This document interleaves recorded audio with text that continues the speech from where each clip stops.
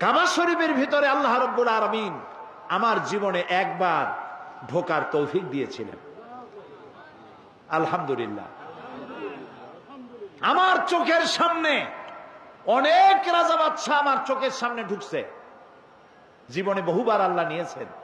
বাইরে দাঁড়াই এতিমের মতো কাঁদছি যে আল্লাহ এই ঘরটার মধ্যে যদি একবার ঢুকতে পারতাম।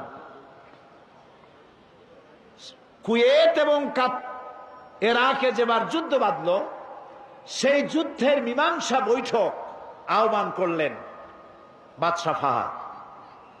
তাতে পৃথিবী থেকে 400 মেহমানদেরকে দাওয়াত দিলেন মীমাংসা বৈঠকে। কেমনে কেমনে আমার মতো একটা ভাঙ্গা ছেঁড়া মানুষও দাওয়াত পাইল। আমি তখন যখন প্লেনে উঠেছি, তখন আমার মনের মধ্যে একটা চিন্তা হলো, সারা জীবন যে আশাটা করতেছিলাম আল্লাহ যদি এইবার এটা পুরো করতেন। আমাদেরকে হোটেলে নিয়ে জায়গা দেওয়া হলো। এশার নামাজের পর একটা ব্রিফ কেস দিল সমস্ত মেহমানদেরকে। ব্রিফ কেসের ভিতরে কাবা শরীফের গেলাপ পাইলাম, আতর পাইলাম, জায়নামাজ পাইলাম, আর পেলাম অনুষ্ঠান সূচি। অনুষ্ঠান সূচিতে লেখা 3 দিনের সমাপনী দিবস, 3 দিন কনফারেন্সের শেষ দিন, ওটা বৃহস্পতিবার দিবাগত রাত।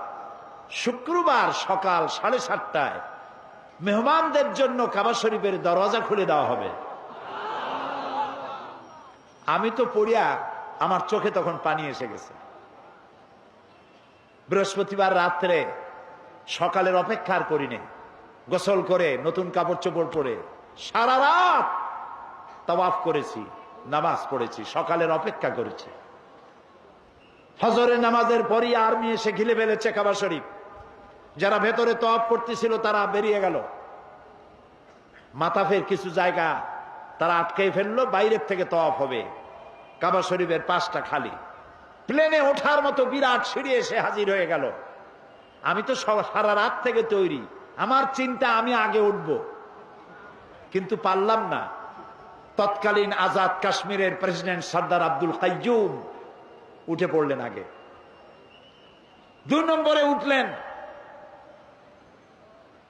রাশিয়া এবং আফগানের যুদ্ধের নেতৃত্ব দিয়েছিলেন আব্দুর রব আস-সাইয়াফ আর-রাসূল। তিনি আফগান মুক্তিযুদ্ধের সর্বাধিনায়ক, তিনি উঠলেন। 3 নম্বরে আল্লাহ তারে গোলামকে চান্স করে দিলেন। ভিতরে ঢুকে তখন তো আর কাবা একদিকে নাই, চারদিকে কাবা।